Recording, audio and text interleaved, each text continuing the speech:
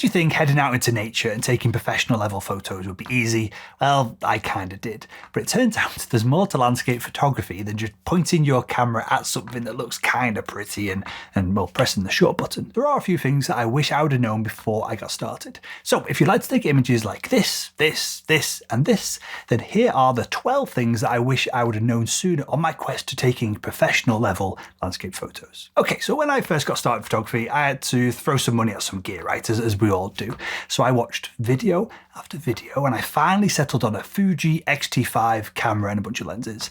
Then I sold that and I got a Sony a7R4, and then I sold that and then I bought a Sony a7R5, which is this camera right here. And the irony of all of this is that my actual photography didn't really change at all, and I just spent, I don't even want to think about it, 5, 6, 7,000 quid on gear. And this is because, well, the reality is that gear doesn't really matter too much for landscape photography. Landscape photography is so slow, and there's often so few moving elements in the scene that you're taking the photo of, that almost any camera from the past decade is going to be good enough to create professional level photos. So just get out there and use whatever camera that you already have. But there is something that is often expensive that makes total sense to invest in. Now, most of the time that I'm out doing landscape photography, I'm up in the hills and the mountains in the north of the UK and over in North Wales as well. And obviously it's wet, it's cold, and it's often miserable.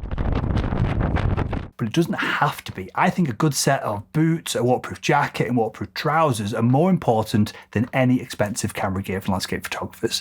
Now, I'm less precious about the boots that I wear, but I always wear Paramo jackets when I'm out doing photography in the UK. They use their own technology rather than the usual membrane technology like Gore-Tex and Event and companies and brands like that. And I find that I get a lot less sweaty in the Paramo gear, and of course then a lot less disgusting in them as well. They're a lot more comfortable as well. So invest in good walking or mountaineering gear if you want to do any serious shooting outdoors. And if you want to further reduce the amount of sweat that you produce on a big hike up a hill before you get up there for a sunrise shot, you've got to do the opposite of what lens manufacturers will tell you. So when I first started out, I got sucked into this idea of using the best lenses I could possibly afford when I was out doing landscape photography. I told myself that, well, I might be at this location just once, in this exact weather once, with this series of lighting conditions just once, and so there's no redos. And so I didn't want to end up with a soft photo when this again could be a once in a lifetime opportunity. So I bought top of the line f2.8 glass, and it was heavy as shit. And the reality is I was dropped down to f8 or f16 to increase my depth of focus when I was using these lenses doing landscape photography. Anyway, I sold it all and I moved to mainly f4 lenses, and I realized that expensive fast aperture lenses, they don't really matter for landscape photographers unless you're doing astro. And if you are doing a lot of astro, you have to get out of manual mode. So I originally bought the Fuji X-T5 when I first got started with photography because it had all of the manual control, so shutter, aperture, and ISO presented on the camera using physical dials that were easy to find and manipulate. And I bought that camera with this in mind because I knew I wanted to master manual mode from the very beginning. And well, it only took a couple of weeks. It wasn't actually all that hard. Shooting in manual mode isn't scary or difficult if you use a step-by-step process to engineer your shots. This step-by-step process for me is setting the shutter speed to freeze the action within the scene, then setting the aperture to control the depth of field, and then finally using the ISO to control the exposure of the image, how bright or dark it is, based on the other two settings that have to kind of be set in stone already. And that is all there really is to manual mode. So don't be nervous about getting over that hump, setting your camera to manual, and just getting stuck in as you're out there taking beautiful images of whatever you're taking images of. And just as important as understanding manual mode is having the time to actually go out there and use it. Now, when I first started out, I'd be out and about shooting in the early morning, golden hour light, and of course, I'd often bump into other photographers. And I was always slightly confused why most landscape photographers are either broke 22-year-olds or rich 50 to 70-year-olds. And this is always perplexing to me because, well, I'm nearly 40. I'll be 40 next year. And so I wondered if I'm missing anything because I never met basically any 35 to 45-year-olds. They just don't really exist in the landscape photography space. And I think the reality behind this is that to have success in landscape photography, It comes from the time you have to do it. So the more time you spend out, the more likely you are to get great conditions, rather than just outright technical or artistic skill. I've been doing landscape photography for a couple of years. I can teach you the technical and artistic skill to take a great image, but if you can't get out to go and grab the image because you're either at work or you've got a young family or you've got other commitments, obviously you're never going to get the picture. That's why I often meet broke 22-year-olds that still live in their mum's basement and work part-time but spend a ton of time out in nature doing landscape photography. And it's why I spend a lot of time hanging out with 55, 65, 70-year-olds who are retired or retired early, and they've got time to get out into nature. And they're also trying to catch up on lost time. These people tend to be professionals or entrepreneurs or people like that who've worked really hard and been able to retire early and now can go on all these expensive, fancy trips around the world taking beautiful photos. There are very few 39, 40-year-olds like me out there who have young kids who are keeping them up at night, who are capable of getting out there and getting stuck into landscape photography. And speaking of having kids and sleepless nights, I set my alarm a couple of days ago for 4 a.m. start, which was, as you are well aware if you've done this before yourself, is absolutely brutal. But I set my alarm because the weather report was looking good the prior evening for that next morning. It was all hinting towards a cloud inversion where I was staying up in the Lake District. Now, unfortunately, I'm no hero when it comes to getting out of bed. I slept through my alarm and I missed what was, in hindsight, an epic morning of light. And I was absolutely gutted. And you've probably done this before as well. And I found that one of the real keys to landscape photography success is just willing to be uncomfortable. And this is because there are very few world-class landscape photos that are created each year at lunchtime from the side of the road with someone who's only just passing by, wasn't really paying attention. To get great photos, you've got to be willing to be uncomfortable with the conditions that you put yourself in, whether that be the time of the day, the elevation that you're at, the weather conditions, whatever it is. You've got to learn to be comfortable being uncomfortable. And this is a skill that will allow you to outcompete almost all of the other landscape photographers that are out there. And what can also make landscape photographers uncomfortable is comparing themselves to their peers. So I used to scroll through Instagram and be blown away at the pace in which seemingly some landscape photographers could just pump out image after image after image, banger after banger after banger. And the reality behind that is that a lot of the images that you see online weren't taken in the order that they get published. It looks like people are getting just epic shot after epic shot. Really, they're just reposting images that they took 10 years ago and just spamming them out to try and play with the algorithms on Instagram and the different platforms. So what I learned from that experience was you need to focus on your own photography. Are your photos better today than they were last month?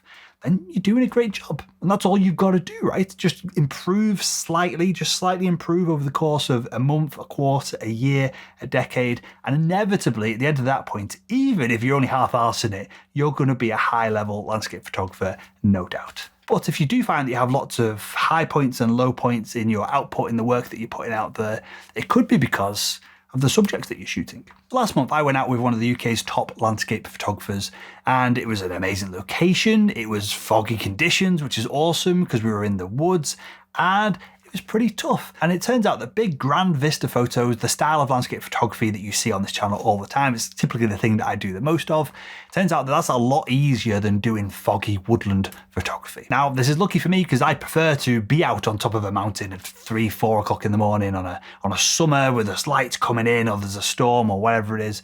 I actually like doing that. But the point is that you should experiment with different types of landscape photography and not be afraid to push yourself into different situations and different styles so that you can improve your game and level it up overall. And if you want a quick tip to improve your landscape photography, then you just need to think about these 2 things. So I've read at least, probably more, but at least 5 books on composition, and each of these authors have strong opinions on what you should and what you definitely shouldn't do. The problem is that it's kind of hard to take all the information that you see on a page and make it actionable when you're stood watching something epic hopefully watching something epic kick off in nature. That's why when I'm composing my images in the field, there's only really 2 things I focus on. First off is the background element. And this is important because, well, there are less mountains to shoot than there are foreground elements in front of a mountain. So you want to pick the big, pretty object that's going to be in the background of your image first.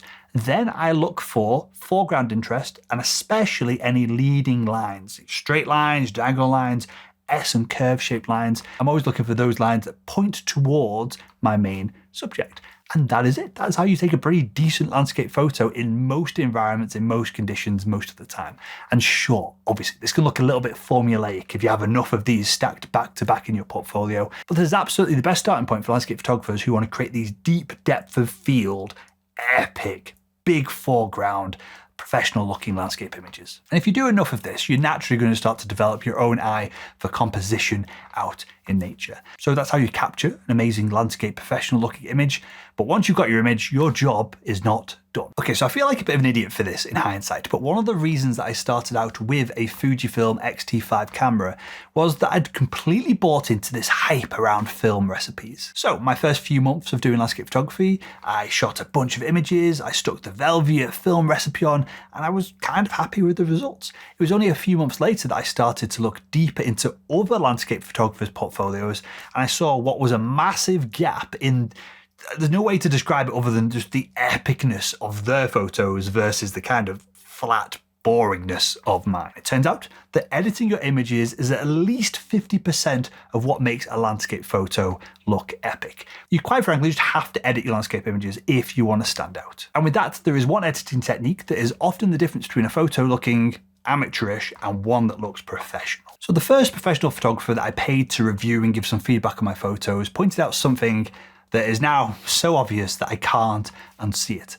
And I used to really suck at this one thing, but once I understood how to implement it, well, how it was supposed to look as opposed to how I was doing things before, my landscape photography literally went up from a 3 out of 10 to a 5, 6, 7 out of 10 in an instant. And that thing you've got to look out for is a smooth transition of light. This is often what makes a photo look professional. And what I see with amateur photographers is either the sun or the clouds around the sun in the sky, or just if the sun is off the frame, the whole thing is just blown out completely. Or they try to reduce the brightness of that part of the scene, and then they have all these crunchy bits where it's bright, kind of bright, and then dark.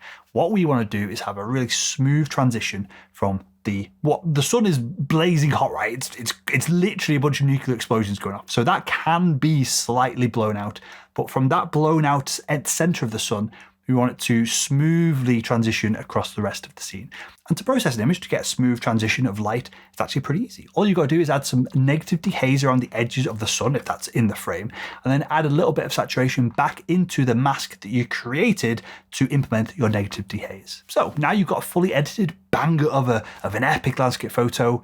What are you meant to do with it next? So when I first started this journey with my landscape photography, all I wanted was an excuse to spend more time in nature with my dog, away from the stresses of running my sales training business. And that happened pretty quickly, but I wasn't satisfied. I now had a bunch of half-decent images, and that's when I started this YouTube channel, Photography Explained. And I did that so I would have an audience to share these images with. And honestly, hopefully you enjoy these videos, but the positive comments that I get every single day about the landscape photos that I feature in these videos is what really hits home hard for me. And in a weird turn of events, the channel gets so many views at this point. I'm probably one of the most viewed landscape photographers. If you look at the amount of eyeballs looking at their images, probably one of the most viewed landscape photographers in the world. That is slightly weird, but also pretty awesome. So now you know what I wish I'd have known before getting started taking landscape images. Watch this next video where I break down the 3 stages that every photographer goes through, and I show you exactly how to escape the plateau that most landscape photographers get stuck in.